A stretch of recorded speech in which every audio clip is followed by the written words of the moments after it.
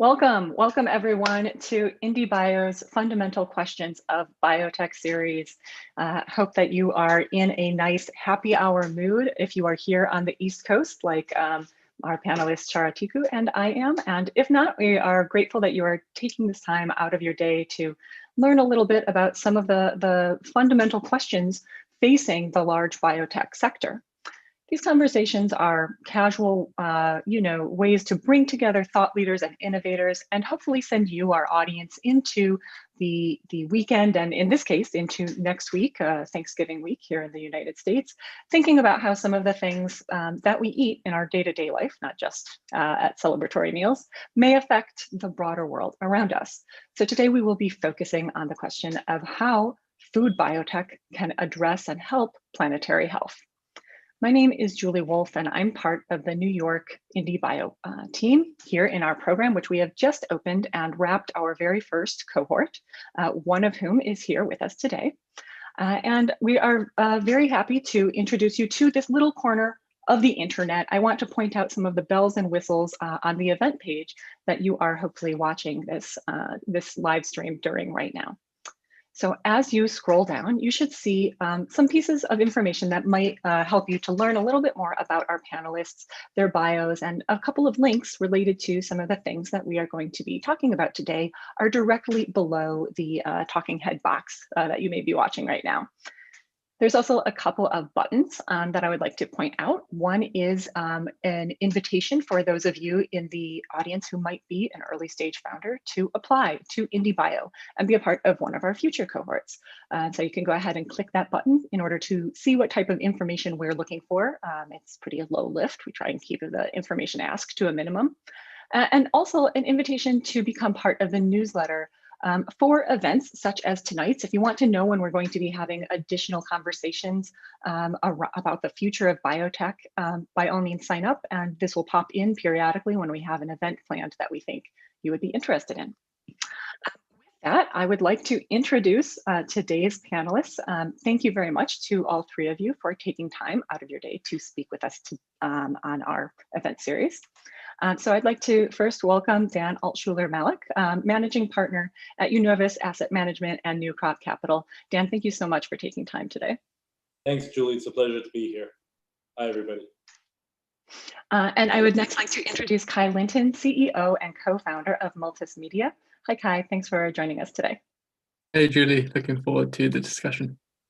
As am I. And I would also like to introduce Shara Tiku, CEO and co-founder of C16 Biosciences. Hi, Shara. Thanks for joining us. Good evening.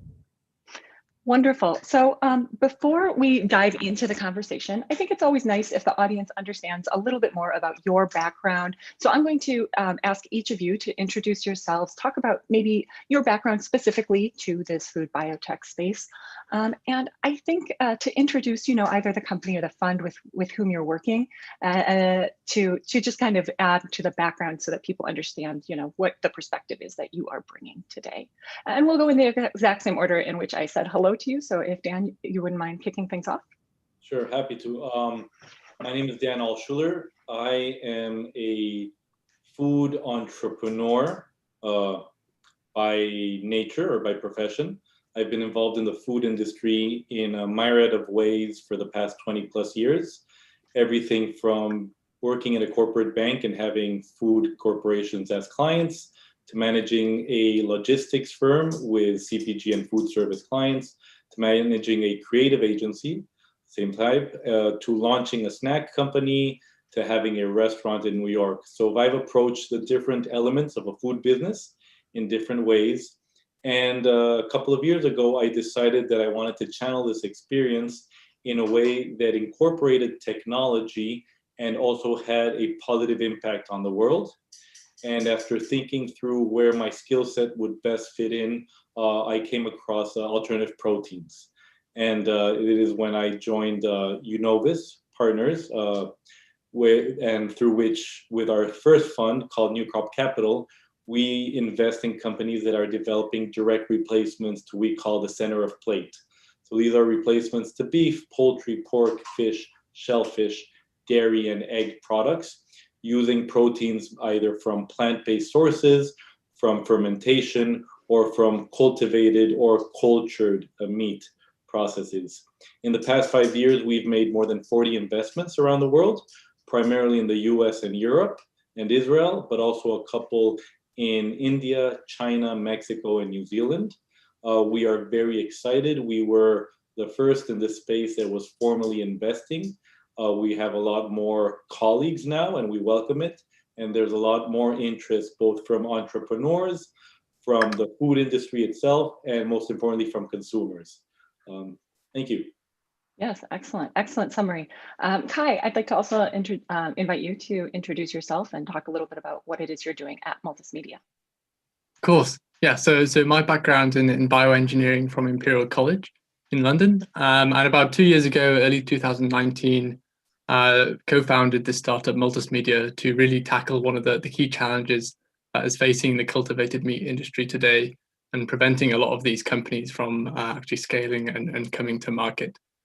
So just to give a brief primer on that, so cultivated meat is a new way of producing meat, really by just taking the raw kind of muscle cells and fat cells and growing them in large fermentation tanks, just like we brew beer, as opposed to producing that same meat product in an animal. So really promises a lot in terms of environmental sustainability, health and ethics. But right now, the cost is a major prohibitive challenge that many of these companies are facing. And at the core of that is the cost of feeding those cells. So it's what we're doing at Multis Media is developing new technologies around producing new kind of feed, a growth medium that is both high performance across all these different variants, but can also be scaled and cost effective. Excellent. Thank you very much. And Shara, could you talk a little bit about the work that you are doing at C16 Biosciences? And I know that it touches on both food, tech, as well as other sectors. So feel free to talk about all the different applications so that you're not pigeonholed into just being a food company. Yeah, sure. So C16 makes clean, safe, bio-based alternatives to palm oil, although where we're really operating is within the larger edible oil and vegetable oil space. So vegetable oils broadly are about a $350 billion market, and palm oil is the most popular vegetable oil in the world. It's found in about 50% of products on supermarket shelves. So it's in everything, as you mentioned, Julie, from soaps and shampoos to makeup products like lipstick, to food products like Nutella, potato chips, frozen pizza, croissants, and it's used as a feed. It's used in industrial applications, for example, as a feedstock in biodiesel. So it's a massive industry. And in terms of food, why do we care? So vegetable oils are a core part of people's diets, both in their sort of whole form, in cooking applications for cooking and frying, and then in packaged foods. And as the world population is expected to grow to 10 billion people by 2050, vegetable oils are a core foundation of people's diet. So as the population grows, consumption of vegetable oils is expected to grow, especially in developing economies. So the demand for vegetable oils is expected to grow 3 to 4x by 2050, which makes it a $1 trillion market. And basically the problem we face is that there is no way for us to feed the planet without burning the planet. Why is that? Palm oil, most popular vegetable oil in the world, it can only grow right around the equator.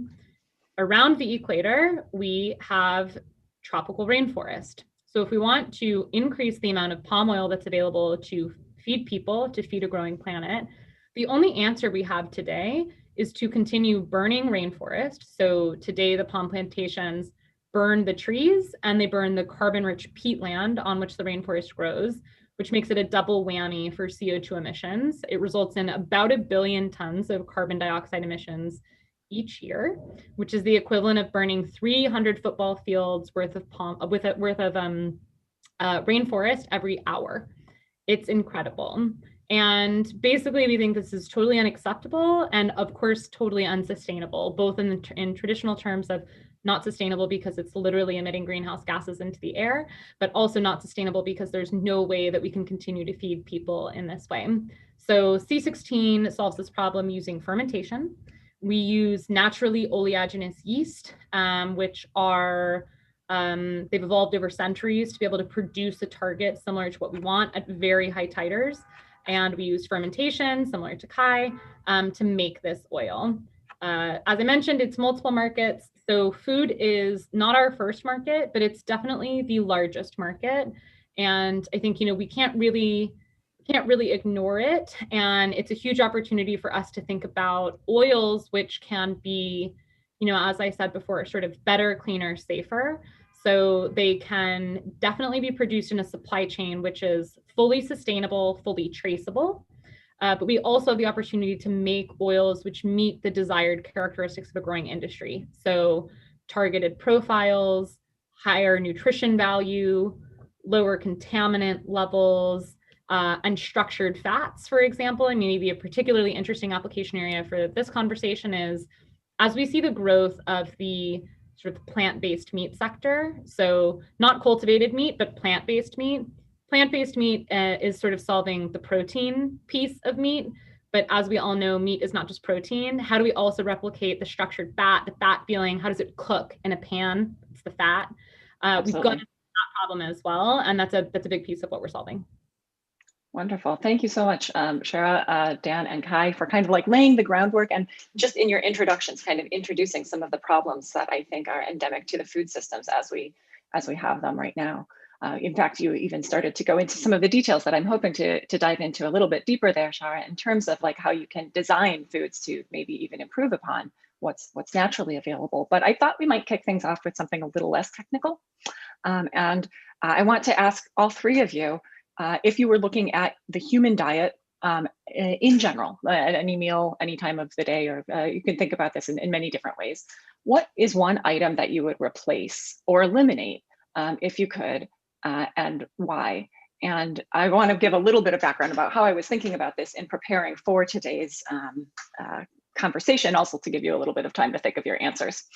So we have here proteins and fats that are represented, and you can also imagine that sugars and the ways that they are raised have their own environmental impact. But you can also start to think about categories of food in various ways as people judge their nutritional value, as people think about processed versus unprocessed, eating locally, eating non-native crops, et cetera, energy intensive crops, and things such as this. And so I started to think about my own self, like what part of the human diet, when one has different types of diets, most greatly affects our environmental footprint. And I'm guessing that based on the different sectors in which you're working, you might have an opinion already, but I kind of want this to be technology agnostic, right? Like, let's not talk about what's actually possible to replace at the moment. Let's talk about like, okay, this is something that I think we should be able to replace. And then we can have a conversation about whether or not it's actually possible to do that.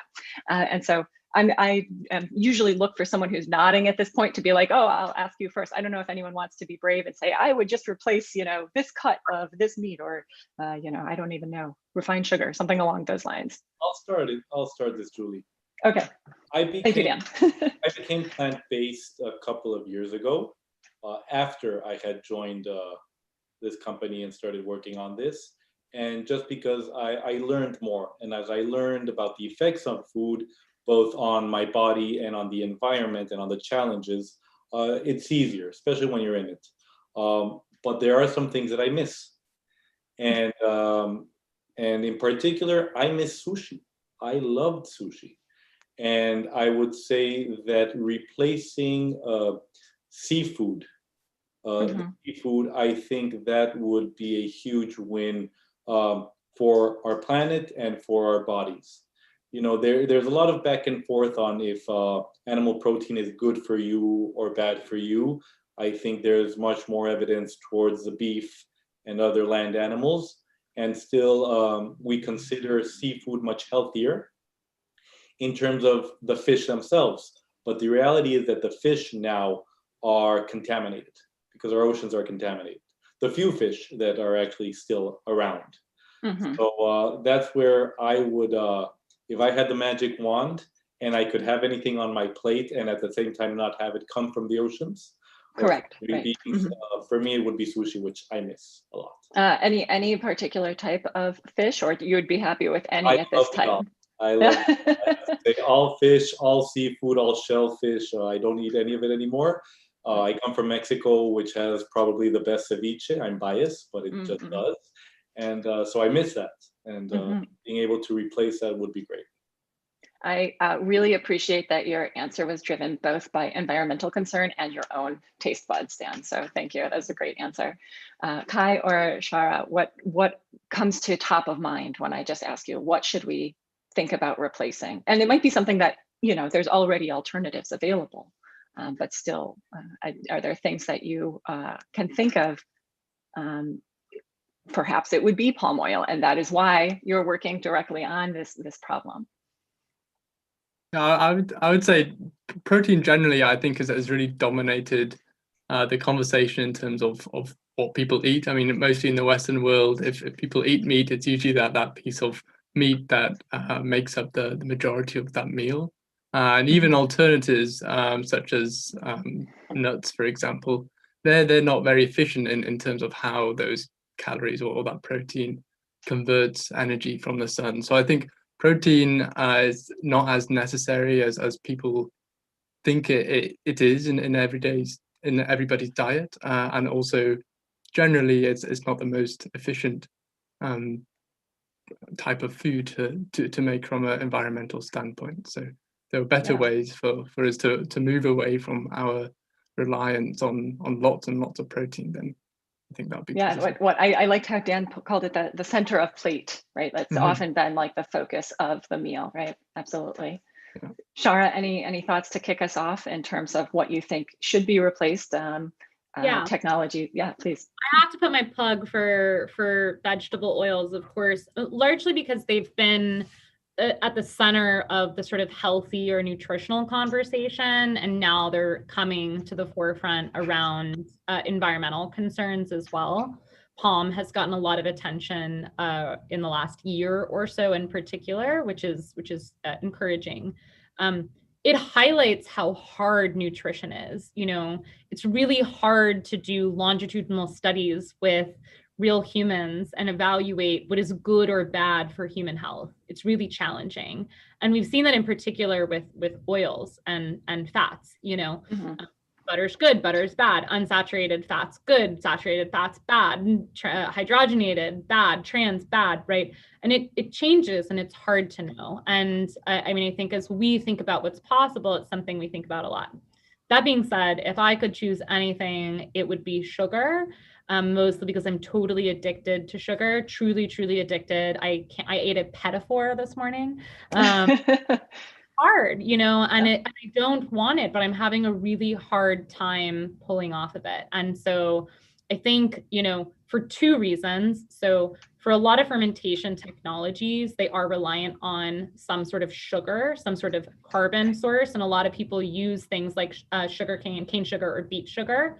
So as we think about the sort of like feed the planet debate, thinking about the best uses for those sugars, I would rather see them enable clean technologies via fermentation than I would see them in a cupcake that I'm eating.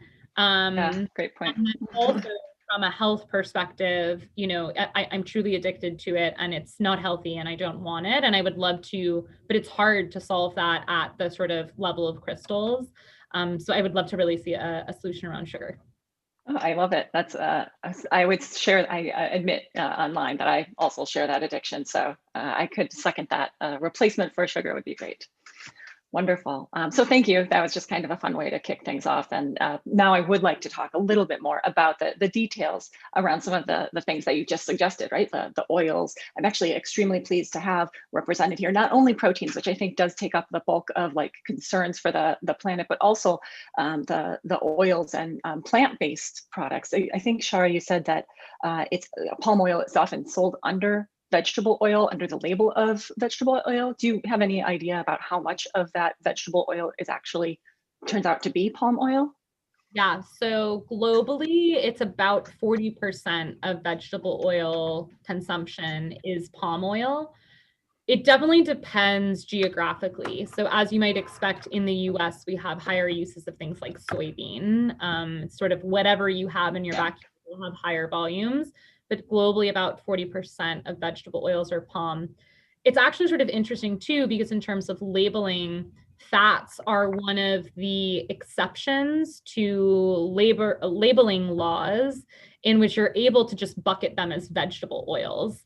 And so basically the industry has made the argument that they're so interchangeable that you can just label them all as vegetable oils, which is tricky. And, you know, palm has got issues, I would say, somewhat from a nutritional perspective, but largely from an environmental perspective.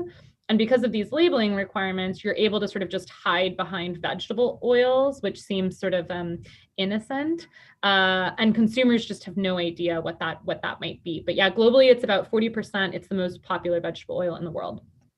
And are there particular qualities about palm oil that make it, let's say, different than other vegetable oils, or it's just this kind of biochemistry that's similar among different, let's say, vegetable oils in general, which are quite different than fats, right, that might come from animals. And so there's certain properties there that you're just looking for. Great. So this is super fun. You know, proteins are like sexy and fats and oils are just like not, but it's really fun. So, you know, fats and oils are functional. They drive performance and function. And so the way that we think about evaluating different vegetable oils or fats is ultimately the sort of ultimate performance metric is fatty acid profile. So we have different fatty acids, and the makeup of those fatty acids drive all of the performance. So we are called C16 biosciences because C16 is a 16-chain carbon, also known as palmitic acid, which is one of the major components of palm oil. It's not the only one, but it's one of the majors. And so people, when brands look at, for example, trying to replace palm oil, because when we got started a couple of years ago, there were already 250 companies and 9 countries who had made public declarations that they were going to stop using conflict palm oil, which is palm oil that's linked to deforestation. And they made these claims to their shareholders and their customers that said, we'll stop using conflict palm oil by 2015, by 2017, by 2018, by 2020. And they all failed because it's so hard to replace. So why is it hard to replace? Basically, that fatty acid profile of palm oil is you can't replace it with agriculture. And so when we started this company, you know, we came from different areas. My co-founder, Harry, had been studying physics at Harvard. David was studying bioengineering at MIT and nutrition and healthcare. I had come from a healthcare background, global health. We fell into this because we were excited about what we were seeing in the food space. When we met, Impossible had just launched their very first burger at Momofuku Nishi in September 2016. We met that month and we were excited about that. And we asked, you know, from first principles, what's happened with palm oil? Why can't agriculture solve the problem? And could microbiology solve this problem? And if so, what would have to be true? And the answer is that no other vegetable oil is able to match that fatty acid profile of palm, which is essentially 50% saturated fats, so solid at room temperature, and 50% unsaturated fats, liquid at room temperature. That profile does many things. It drives the smoke point if you throw it on a grill. So if you're using a vegetable oil, for example, in a plant-based burger, and you want it to cook like a cow-based burger, palm oil replicates that fat profile the best, and it's going to cook the most like a burger. But most of the plant-based meat companies won't touch palm oil because it's the sustainability profile. Right. It also drives things like this term mouthfeel, which we use in the food industry. So, you know, maybe that's definitely used as you think about sort of plant-based burgers, but another example is sort of melts in your mouth, not in your hand. So when you eat chocolate and it hits your tongue and it melts, it's often palm oil in the coating that's driving that performance metric. So ultimately, this is about function and performance. It's driven by this underlying thing called fatty acid profile.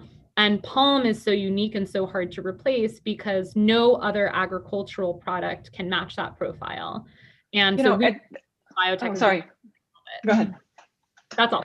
Oh, no. I was just thinking, like, even if you found something that did replace that property of melting and being solid at room temperature is probably unique to that area of the world based on selection, right? Like you would imagine that something growing in that very hot temperature might have that same type of selection pressure. Just thinking about room temperature at the equator versus room temperature at. Brings in the third component to that function and performance, which is price and availability.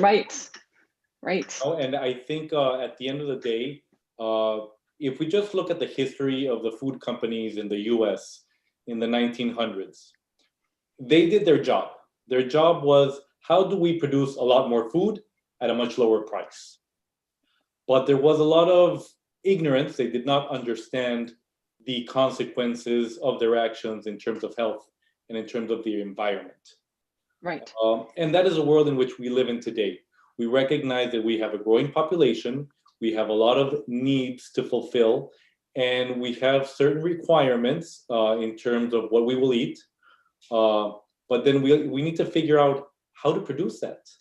And that's the trickiest part of the equation. How do you scale it? Can you scale it at a certain level?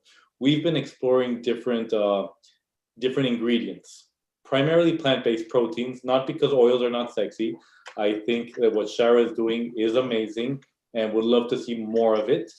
But right now, when you're thinking about scaling an operation from an ingredient point of view, the time that it would take to scale it, to get to levels of decent supply, to have an impact, are very complex. And so it actually requires a completely different set of funding. And I think that's where we're going to need not just the innovators, such as these two entrepreneurs, and not just early stage funds such as us, but also bigger check writers, private equity firms, all the way up to governments, because this is part of a much larger conversation if we want this to take 5, 10, 15% plus of global consumption. Yeah, a very interesting point about governments there, Dan. I wonder if you think, and this is getting a little away from the technology, which I do hope we'll come back to, but do you think that there's a role for policy in terms of, let's say, leveraging carbon taxes or something along those lines that might incentivize people to, grow these alternative protein production facilities? Different governments are going to have different levers that they can pull. Unfortunately, one of the things that have come about from the COVID pandemic that we're seeing is that the awareness between food and global health is much more prominent. And so I think that conversation is happening more and more. I think certain governments, particularly in Asia, have recognized that this strategically is of national importance. And I think that they're taking measures. I think in Western countries such as the United States, where you have a different ecosystem, there's going to be the need for different ways to have private industry come into this at a quicker level. The reality is that there is a lot of government funding, subsidized funding for different parts of agriculture. And I think that needs to be shifted, but not in a way that destroys value of existing companies, but incorporates them to make it easier to shift away from that. Oh, very interesting. Now, bringing it back to the technology, you said that we are going to focus a little bit on what Shara called the sexy proteins. Can you talk about some of the strategies that you have backed at New Crop Capital in order to move this forward and to make these perhaps scalable protein alternatives available? Sure. So first, let's start under the premise that we believe that eating animal proteins is just a very inefficient system. So anytime that you can move away from that, you are already gaining in terms of efficiency and having higher yields and a lower environmental impact. And can I just interrupt to ask here, because I saw Kai nodding. Now, do you mean animal proteins like across the board, regardless of being potentially cultivated, like they're just less efficient to make, or do you mean by conventional means that we're using nowadays? I by conventional industrialized animal agriculture, with everything that replaces, that entails. So we're already, if by introducing plant-based foods that people love, I think there is a very big win. The technologies that we are using there, we're using some things such as high moisture extrusion, which has been around for a long, long time, but it's just now starting to improve. And for people who don't know, extrusion, basically, you're putting a lot of pressure and temperature into a controlled environment, and then you're making all these different ingredients just mixed together, and at the end it extrudes. It's kind of like the way that they make plastics or the way that they make pasta. Somebody decided to put in, some protein, some plant-based proteins, and eventually, stuff came out, and they figured out how to work with that. So there's advances in the extrusion processes that are happening. We also have other companies that are taking this to the next level. We have a company called Nova Meat that is saying, okay, extrusion creates a paste from which you can create a burger because it's replicating a minced meat. But what if we could give it a form, a shape, structure? So we have a company that is taking, right now they're starting with 3D printing to 3D print steaks using plant-based. So that is a different part of the equation where technology is coming about. Moving to another vertical, we've invested in several companies that are also using fermentation. Some of them, they're creating mycelium. There's a company that's called Meaty that has a steak that if you look at it, it looks just like a great piece of steak and it tastes great. And it's just basically 3 ingredients. And so they are creating these thread-like structures produced by fungi, and it has the taste and the texture that we enjoy from a beef steak. So those are just a couple of examples. I've seen the pictures of Meaty. It does look a lot like a steak. I haven't tried it yet, though. Have you tried it? I have, Yeah. and it was wonderful. It really was, and they're coming out now with the chicken, which I haven't tried, so I'm very excited about that as well. Very nice. And then a question to follow up on your timeline strategy, because you mentioned that you think that the plant-based products are a good source to get to market quickly. And I wonder if that's because it would just solve the problem of finding those protein alternatives more quickly, or if I could also imagine that being a strategy because products can iterate more quickly and you can get consumer feedback in terms of like what people are actually looking for when they go to the supermarket or a restaurant. I think all these different types of proteins will coexist in the future. I think there's going to be a lot more diversity in terms of the ingredients. We live in a 4-crop world right now for all intents and purposes. Rice, wheat, soy, and corn take account for more than 80% of what is grown in the world. I think we can start shifting that away. Pea protein right now is a buzz and it's great, but I think there is still a lot more R&D into all these different plants that have the requirements that can give us the nutritional properties and the functionality that we want from the product that we want. So in terms of which ones is best, I think right now plants were the low-hanging fruit, and they are probably will be, at least for the foreseeable future, the most accessible from a price point.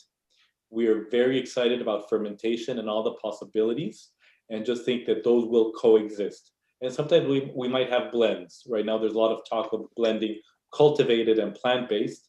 So I think cultivated, plant-based, and fermented can also become a reality.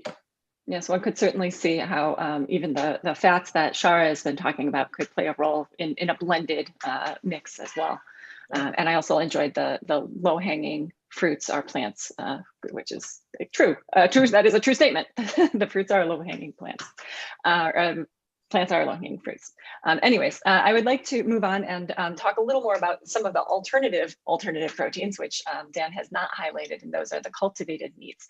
I think, Kai, you did a really nice job of explaining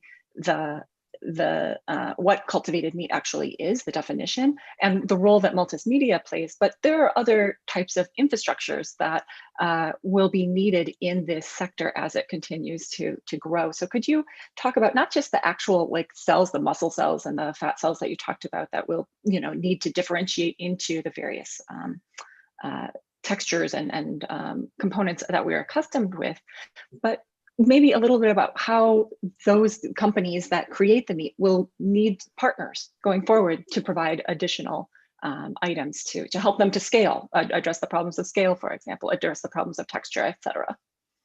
Yeah, there are definitely, I'd say, broadly four key technologies that are needed to create cultivated meat at large scale. So firstly are the cell line, so your muscle and fat. But if we leave that aside for now, that really leaves us with the nutrients to feed those cells, so the growth media, the vessel to then grow those cells at large scale, the bioreactors, and then thirdly the scaffolding materials that you might use to create these more structured proteins. But there's definitely room for innovation in all three of those. And actually, especially within the growth media and the bioreactors, there is this precedent in adjacent industries, such as the pharmaceutical industry, where some technologies can be borrowed or adapted. But then if you look at the differences, actually, the pharmaceutical grade or specification of the pharmaceutical industry is quite vastly different from the food industry. So we really do need to think about, okay, how can we take what we know from the successes there, but actually make it much more scalable, then actually look towards using those input ingredients perhaps more efficiently, and borrowing maybe from the animal feed space for some of the components of the growth media, or some of the waste products, even from fermentation processes, to feed those cells. And actually that will allow us to create these products at scale and bring down the cost a lot. So I think definitely within those three areas broadly, the scaffolding, bioreactors, and growth media, there's a lot of room for people to focus and work on technologies, and then combine those later on. And this is all part of the, I guess, the curve of adoption of cultivated meat. I think broadly it's about behavioral change and the cost of behavioral change. For people that are hyper conscious about the environmental cost of their protein intake, actually there are alternatives already. You can start by just eating plants. Beyond that, if people don't want to just eat plants, the step above is maybe a plant-based burger. And you have the kind of plant-based meat replicas, Impossible Burger, for example. And slowly we're transitioning over to cultivated meat, which in essence is true meat. It's real muscle and fat, and eventually we'll get to this steak where we have the structure and the fat and the muscle all together. So I think as we transition into a place where the switch, both in terms of cost but also taste and experience, is not so big from conventional meat, that's when we'll see this very large adoption, and there are a lot of technologies that are needed on the way to get there. Yeah, excellent. Very, very interesting. I have a couple threads I'd like to follow up there. And one is the scale. I think we've heard that mentioned a couple of times, that the challenge is related to scaling. But maybe before we touch on that, we can talk about demand, because you mentioned demand. And I know that there are lots of different ways that you can create that demand. And Shara touched on this as well when she talked about how there is a demand for palm oil or something with the properties of palm oil, but not using palm oil. So I wonder if maybe Kai or anyone who wants to jump in here could talk about who's driving the innovation to these new types of proteins. Is this something that you see consumer driven? Is this something that companies are like, we want to offer this to our customers as a value add, or is it just that the science is finally there, and we can use the fermentation systems, and we can use regenerative medicine in order to make the muscles that we couldn't previously use by adopting these human medical practices of sense. Any thoughts? I'd say my thoughts are broadly people are becoming more aware of the environmental impact of their food consumption. But the fact still stands that today, plant-based products or meat alternatives are less than 1% of the meat market. And alongside that, we have this then growing demand from developing countries, where their middle class is growing and actually demanding more and more meat. So I think ultimately it's a technology driven. It's technology driven that will allow these consumers to make that switch. And ultimately, I don't think mass behavioral change very quickly will take place. But given the urgency of the environmental crisis we're facing, I think we need to accelerate that with the technology. And I think the closer we can get to replicating that, the mouthfeel that we've talked about, the texture, the nutritional cost. But Dan also mentioned price, because I think that that's something that is on the consumer side, a really large consideration when you're at the grocery store. No matter what your values are, you might see that, what is it, Beyond Burger is like 2 times the cost. I actually don't remember if it's 2 times or 4 times the cost of ground beef at the moment, right?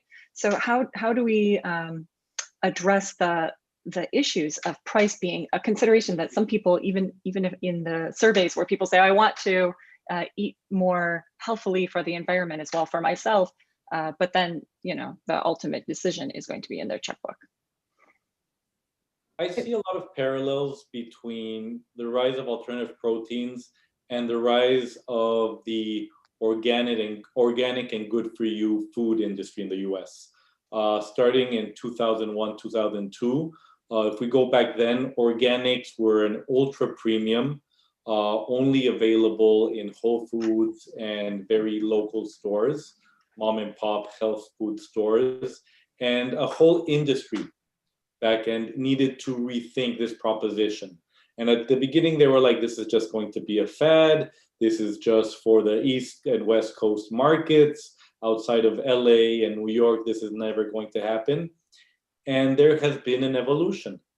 And I think this will play out to a certain degree for alternatives to animal proteins in different ways in different markets. I do think expectations should be set.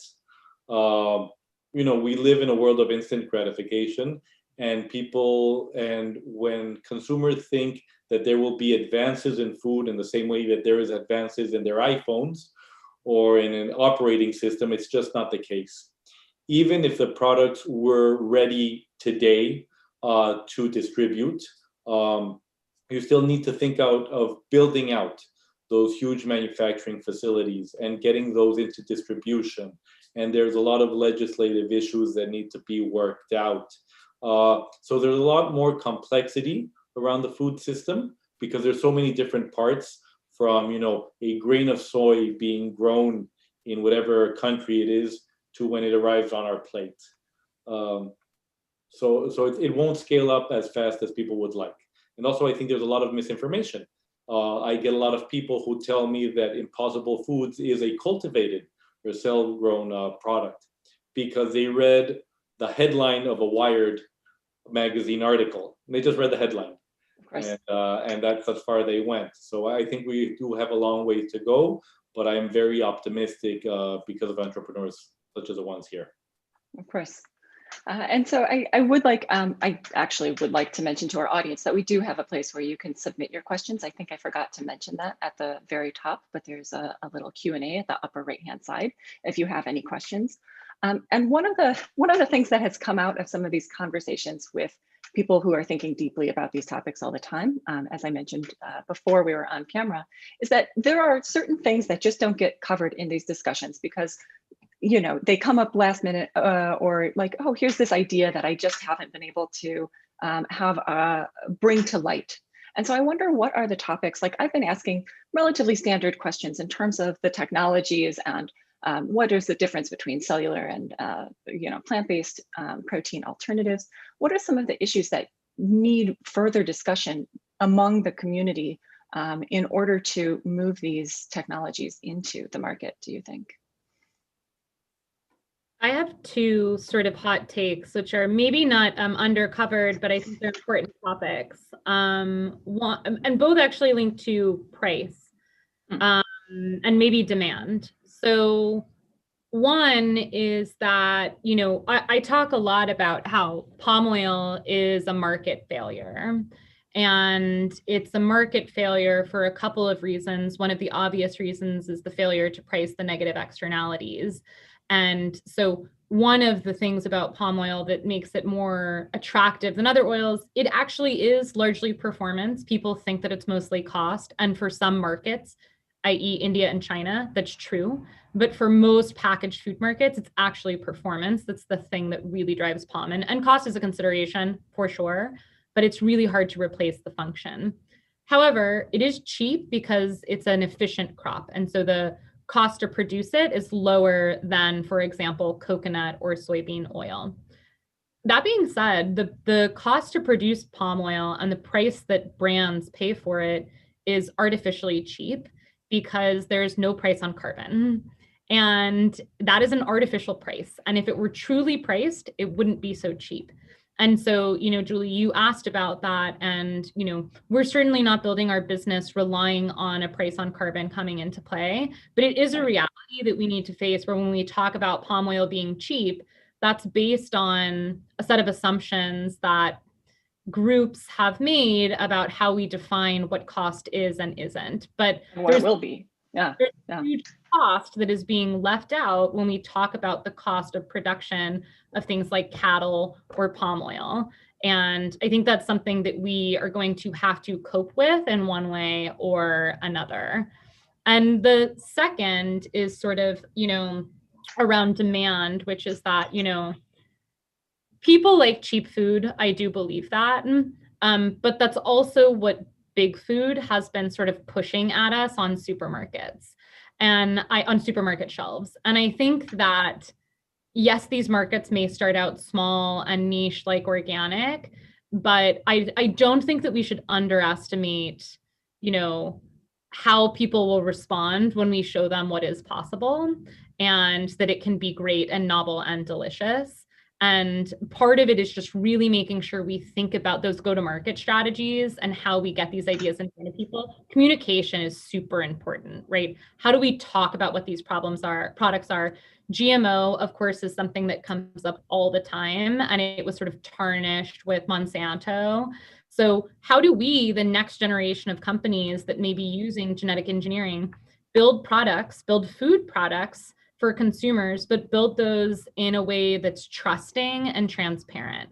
And I think that we need to give consumers a little bit of credit and talk to them sort of as adults and believe that we can talk to them transparently about how things are made and have a sort of, educated conversation, and I'm not saying like that we should be running around saying GMO. That's actually not my belief necessarily, but we do have to figure out how to talk about the way we make products, and we have to be transparent is the most important thing. Like, trust was broken in the first iteration of GM foods. And so we have to figure out how to do that better in this next run. Oh, I 100% agree that communication across the board and transparency does help. I wonder if you have any actual strategy, I wonder if you have any suggestions to people who are in that science communication space, because you just eloquently talked about how important the communication it is. Do you think like using influencers? Do you think using, what type of education that is into elementary school level? Like, where do you see that coming into play? I think key opinion leaders in general are a really important part of this. So, as we look at sort of other products that have been introduced through fermentation and have been successful, as we look at companies, for example, that worked on infant nutrition, getting pediatricians, the key opinion leaders there, to be driving conversation about what is the impact of omega-3s on infant nutrition in infant formula, of DHA. That was new for a while, but having pediatricians drive that conversation was very important. I would say with Impossible Foods, having it be chefs as the key opinion leaders was also a super important strategy in getting consumers comfortable. And again, like, it all comes down to trust. So if you have a product that you believe is safe for consumers, that's what we're trying to convey.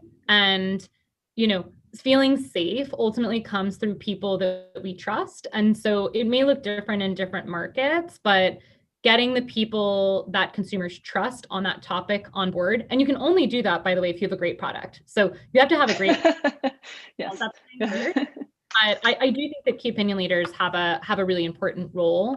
Language is another one. And I'm not sure we've solved the language problem yet. I think that's like a struggle that we need to work on.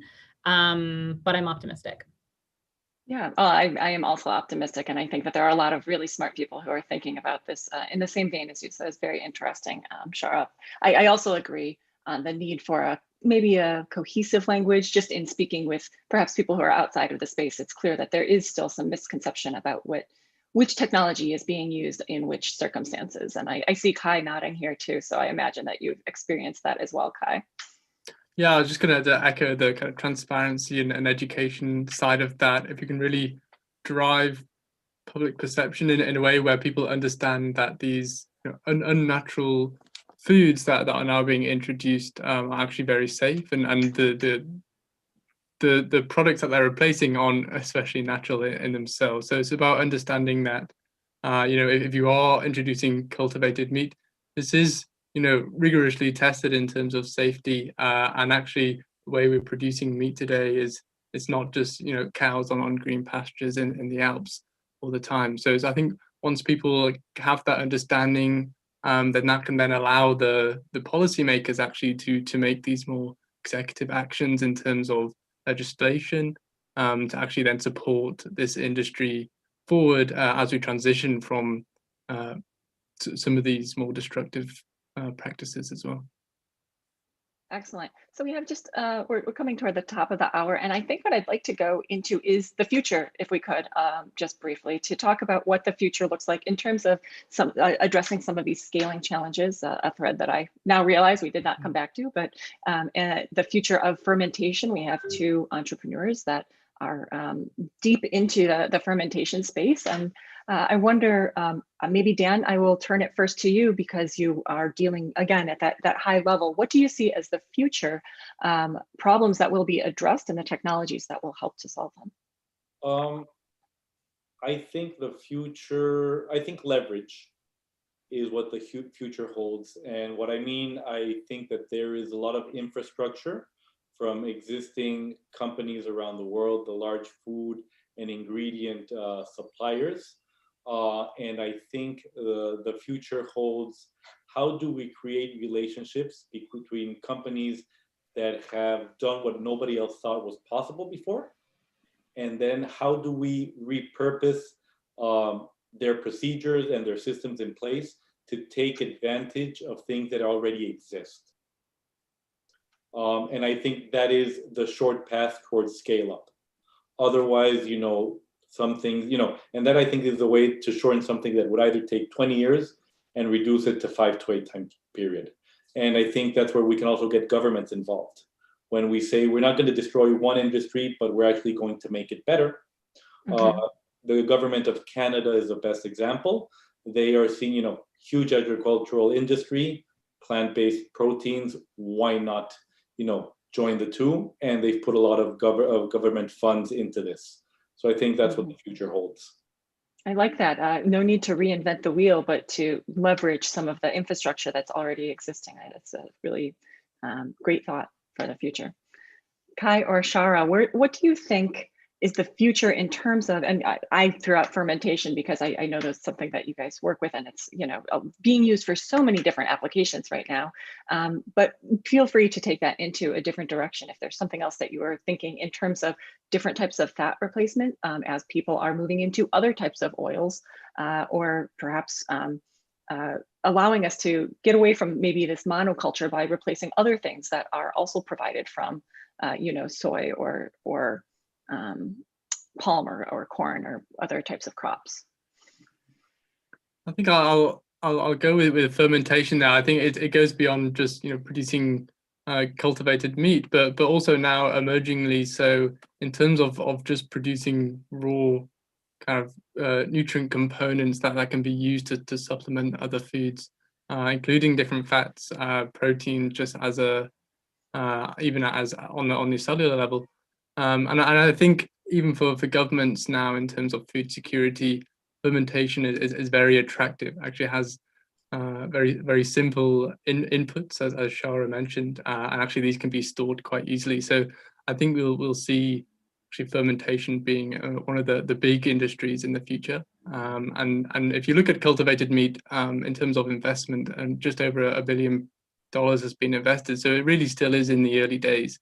And I think with the funding and advances in technologies across these three areas, where we're moving away from some of the stricter regulation of the pharmaceutical industry where these technologies were originally designed for, we will see a lot of rapid progression. Yeah, very, very interesting. And another type of partnership that one might imagine going forward. Yeah, very interesting. Shara, what do you think is coming in the future? And it could be, as I mentioned, something way outside of what you are directly working on, or just in food biotech, I guess, in general. Yeah, so we talk about what we do as biomanufacturing. And I think that, so on the one hand, that biomanufacturing is sort of the core challenge to getting our business to scale, which is that it takes lots of equipment and a pretty decent amount of scale in order to produce our target product at a cost that can be competitive. So if we want to be at a competitive cost, we've got to be at a certain level of scale, which requires a certain amount of steel equipment, which is expensive. So really, there's this question of cost of capital and how and with whom do we do that scale. I don't think the answer is for us to raise billions of dollars in equity capital and build those plants. So what are the alternatives that exist? I think, a lot of that is nascent and it creates challenges for companies like us. I see people pouring in to create this infrastructure. And certainly, as Dan mentions, there are some companies that have some scaled fermentation infrastructure. So I think companies like ours have to think about the ways to partner with others and to scale this technology and the business model choices that entail in order to be able to reach the scale that we want without needing to burn through billions of dollars of capital, because that just doesn't make any sense. At the same time, biomanufacturing presents an incredible opportunity, because just taking palm, palm can basically only grow in this small portion of the world, and then it's shipped 10 different times to different countries to be refined here, to be fractionated here, to be traded here, to be traded here. And then it goes into your jar of Nutella, and then it gets shipped to your country and then to your grocery store. It's insane. It's got a huge carbon footprint, of course, but it's also a stupid supply chain, and it's an incredibly opaque supply chain. Very opaque. Biomanufacturing simplifies it, right? It simplifies it into one step, essentially. And I think that there is a ton of promise. It is not a solved problem necessarily. And I think that it is one of the biggest challenges we have, but it does present a tremendous opportunity above sustainability, above performance, to have a totally traceable, clean, transparent, simple supply chain is really, really attractive to a lot of major consumer goods companies and food companies. I could imagine. So that was really excellent. I love that vision of the future, which really seems to be kind of across the board partnerships in order to build up and help to scale some of these technologies that we've been talking about today. I'd like to thank you all for speaking with us today on our panel. This has been really fun for me. I could actually continue talking for quite a while. This is all of these ideas. I'd like to dive in even deeper, but unfortunately we've reached the end of our event today. So I hope that we'll be able to see you again and do it again in the future. So thank you very much. Dan, thank you so much for taking time from your day to speak with us. Thank you, Julie, Shara, Kai, it was a pleasure. Thank you, Kai, so much for joining us and for staying up late for a late night happy hour here with us in IndieBio. Yes, thanks, Julie. It's been a great conversation. And thank you so much, Shara, for joining us here and talking all about what you're doing at C16 Biosciences. Thank you, Julie. Thanks for having me. All right. So again, if you would like to join us in our next IndieBio event, please sign up for our newsletter and we'll alert you to when the next opportunity presents. And everyone else, please have a good night, a good evening, a good afternoon, wherever you are in the world. Thanks, everyone.